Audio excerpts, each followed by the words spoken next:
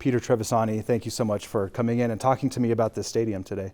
Hey, it's great to be here. Thanks for having me in, Andy.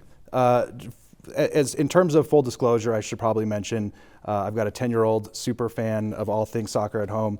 So I am a season ticket holder this past season, season ticket holder going forward. We went to almost every home game last season and hope to do the same. So just to sort of get that out there before we get too far into the conversation. I'm a season ticket holder as well, so we share that in common. Yeah, good. Well, I hope they don't charge you. I do pay for my season tickets, but that's a whole different story. Well, we can get right into it here. New Mexico United had a win off the field, so to speak, when the Albuquerque City Council approved a lease agreement between your organization, New Mexico United, and the city of Albuquerque to use some space at the Balloon Fiesta Park for this new stadium. Can you walk us through sort of what the fan experience is going to be at this new stadium compared to where you play now at the Isotopes Park? Yeah, absolutely. Well, first of all, we were really excited that City Council approved it, the lease of 7 acres of land to the team, so we could build a privately funded stadium, and at a 7-2 vote, and then also EPC voting to 8-1 to adapt the master plan. So I think that was really validating, just them saying, "Hey, this is we're in a growing city, and these are the kind of projects and assets, community assets, we need to be the next best version of ourselves." In terms of the experience within the new facility, we're starting to just get to the fun part after years of getting here, and it's going to be different from Isotopes. I don't know exactly what it's going to look like because it's all not set in stone, but what's really important is it has to feel authentic for New Mexicans, and so we want to make sure it's a place that when you go there, you're like, hey, I feel like I'm in a New Mexico stadium. I feel like how do we integrate things like the sun, and how do we integrate the wind and our natural beauty of the mountains into the facility? And then I also think something that we're really going to focus on is how do we promote our best assets? And for example, why can't 100% of the food in the facility be from New Mexico? Or if someone's making grapefruit, at least it's coming through some kind of New Mexican vendors. Why do we have to bring in frozen cheeseburgers from Cincinnati? So, I really feel like if we can start to show off our greatest assets, and we have some of the best farms and ranches in the world, then that's part of our mission, and that's how we make the next best version of ourselves. And when should fans expect to be able to step through these gates to see a game for the first time? Yeah, I mean, right now, rather than focusing on groundbreaking, what we're focusing is staying in dialogue with all the constituents. So clearly, the city, but also Balloon Fiesta and the neighbors, and making sure that what we put together is something that is respectful of our surroundings and puts us all in the best light. Because it really is, while privately funded, a community asset. We're targeting 2026. I think that is a date worth going for and shooting for, but we need to make sure we do it right, and we don't take any shortcuts. And I think your current lease at Isotopes is up 2027. Is that correct? We were able to extend with the Isotopes to 2027, which was great because we do need a place to play, so it gives us a little bit of a buffer, not a lot. So we're really at the point where we have to move forward. It's a multi-year process from here, no matter what. And so whether it's 2026, 2027, but we have to move forward from here. Otherwise, we're going to push outside of that envelope.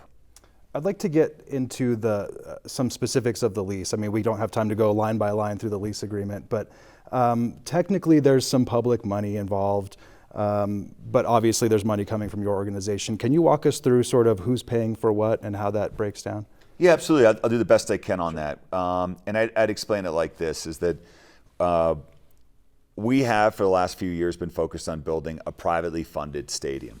And in order to do that, it was pretty clear to us we were going to need some kind of collaboration with the public and just to be able to build a facility. And so we looked at a lot of sites. And when we came to Balloon Fiesta, what really was exciting about that location for us is that, one, there's 13,000 parking spots there already, and they are used for 2 weeks out of the year for one of the greatest festivals in the world, the greatest Balloon Festival, one of the greatest festivals in the world. And for those couple weeks, we won't be active or activated, so that's great. The ingress and egress can handle 100,000 people. We're closer to 10, so we had this site that was really used to that. And so At that point, then it becomes, well, how do you build something privately on public land? And we have anti-donation clauses, and so where we came out is, yes, we'll lease 7 acres, which will be the footprint of the stadium, and build privately. So 100% of the stadium on that 7 acres will be private. But there's a lot of infrastructure needs that need to go into place, many of which need to go in place in any ways for this 400-acre park. And so things like, maybe that means improving power, water. There has to be work to be done to figure out exactly what those things are. But thankfully, the state legislature has already appropriated about $13,000 of public money, as well as I think another $5 million for Balloon Fiesta. So I think there's about $18 million of public money that can only go into the infrastructure, building bathrooms, making sure vendor row is better, lighting, maybe repaving, which is a common expense for a public park. So that's where it sits right now. We're obligated in the lease to put in at least $30 million of private money, and we're prepared to do that. And I think between that and the state money that's been allocated, we're going to have a facility that we're all really proud of. And that's $13 million from capital outlay money that local legislators sort of earmarked for that, right? And, that's right. And that money, some of that money was spent, for example, when the city did a feasibility study a couple of years ago, they used some of that money to do some preliminary work. So it's already been put in place, but that was earmarked to build this facility, and 100% is coming from capital outlay. Gotcha. We can go back in time a little bit here. In 2021, 65% of the voters essentially said, no way, we don't want to fund a stadium with general obligation bonds. Can you walk us through sort of how we got to where we are today and what some of those conversations were, who you had to talk to, how you came to that decision as, I know you're not the only owner, but how the team came together and made that decision like, hey, let's throw some money in for this? Yeah, I think to really do that, we have to take maybe one or two more steps backward and kind of go to the whole origin of the team. And when the ownership group came together for New Mexico United, as you mentioned, I'm one of the owners, I'm the majority owner, but we have other owners, and we're all either from New Mexico or have raised our families in New Mexico. And so what we wanted to do is, yes, we wanted to bring a soccer team, but more importantly, we wanted to figure out how can we bring our community together, especially at a time where it felt very divided. How can we bring a community together so that we can show everybody that when we all rally together, we're the strongest, best version of ourselves. And soccer, being a sport that's played all over the world, it's probably the only sport that's played in every single country around the world, is the perfect vehicle to include all. And so when we brought the team in, we knew we didn't have a soccer venue. That was really clear. We looked around, there was nothing. So the idea was, well, could we convert Isotopes Park, which is a city-owned park that the Isotopes lease and have been leasing for 20 years and do an amazing job with. Could we convert that into a soccer field? And that has happened in some other cities. And so we are able to do that. So we convert the current field from a baseball stadium into a soccer stadium. So we have to get around the mound, fill in the infield. There's a lot of work, a lot of money, and that's all great. We knew we needed to do that. What we were hoping to accomplish at that point is this a team that the state's interested in, that the city's interested in? Are people going to show up? And if they do, then we'll have a better idea of what kind of facility we need. Are we getting 3,000 or 4,000 people, or 13,000 or 14,000 people? And luckily, it was the latter. We had over 10,000 people a game the first season, the first couple, and then we had COVID. But so we clearly had this team that was activated. So then it became a matter of what is next. And I think the city felt that, hey, 20 years earlier, we used a similar mechanism to build a stadium for Isotopes that was paid for using city tax dollars, but then would be leased out to a team. And so we got behind that idea, and you're right. People voted, and it was heard. 65% of people said, no, we do not want to use city dollars to build a public stadium. We want to use city dollars for other things. And so at that point, we just took a step back. I actually say, and it's 100% true, is that the best night of sleep I got in that year was the night of the election, because I said, okay, that's behind us. We know it's a no. Now let's go figure out how to make a yes. And so that's the process. And from there, we just focused on funding it privately, and that's what we're going to do. The voters obviously didn't get a say this time around. It's a little bit of a different situation, obviously. What do you say to the characterization that this is sort of an end around, that voters didn't get a say this time around, that it was just left to the city council? I need to really understand that line of thinking a little stronger. You know, it is a privately funded stadium. I don't know that we vote on privately funded projects, you know, apartment buildings, housing, warehouses. So I'm not so sure why people would want to vote on a privately funded facility. And so that doesn't, so I'd have to really kind of understand that line of thinking. There's no end around because the city isn't spending a dime. All we did was we had a problem and we solved for it. We listened, we adapted, and we solved for it. And we still have so much work to do. It's not done. There's a lot of work that has to still happen. But in terms of that particular issue, on people saying, well, I didn't want a stadium. By the way, I never took the 65% to say I didn't want a stadium. I took it, and we took it, and I think rightly so, that it said that we don't want to use city tax dollars to build a publicly owned stadium. A lot of people that voted no loved the team, and we're really excited for the team to have a stadium, but they just didn't want the city to pay it. And this proposal does just that. Sure. One of the things that was sort of hanging over this was the United Soccer League, which is where New Mexico United is part of that league. Mm-hmm. They said pretty publicly that they had no interest in holding franchise rights for teams that didn't have a home, mm-hmm. right?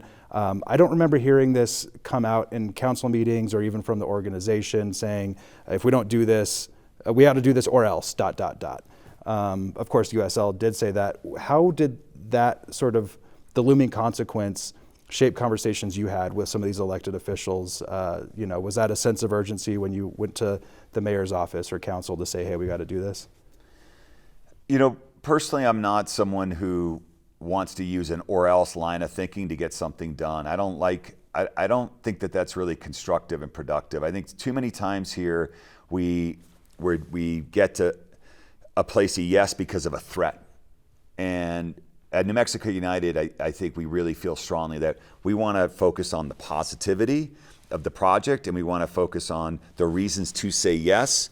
And we're not here to say, if you don't do this, we're gonna take our toys and leave the sandbox. I think that doesn't serve us very well. What we really want to do is say, you know what, New Mexicans can build really nice things for New Mexicans. We have all the resources we need right here in our state. We don't need handouts from outside of the state. We don't need other people to come in. We can do it with people who are born and raised here, have decided to live here, and really care deeply about our community. So you're never going to hear us threaten to leave. This is New Mexico's team. That's why we built it. It's going to be here for 100 years. And whatever the hurdles are, we'll just figure out how to climb and get over the hurdles. What we're not going to do is threaten to take the hurdles away. So that's great to go into this next question of ownership. You go to a home game in the rowdy section, so to speak. There's this real sense of ownership and pride that comes with it. I also think another hallmark of New Mexico is sort of, sometimes people call it cynicism, critical thinking of or being critical, saying this isn't going to work out. For folks that are looking at this and saying, this guy Peter Trevisani just made this deal to build a stadium, his team's going to be worth a whole lot more money. How long are you, what's your future look like with this team, and how long are you going to stay at this whole ownership deal? Yeah, our vision is a 100-year vision. We talk about this all the time at United. And in that mission, in the fulfillment of that mission, players are going to come and go. Coaches are going to come and go. Owners, including Peter Trevisani, are going to come and go. Fans that are going to go to every game for 50 years will also have a time when they're no longer at the games. That's the beauty of it. And so, we always have to understand that what we're putting in place, we just want to leave and make it better for the next generation and the next person. So, our ownership group is obviously very committed. We've put a lot of money into the team. We're going to put more money in for the stadium.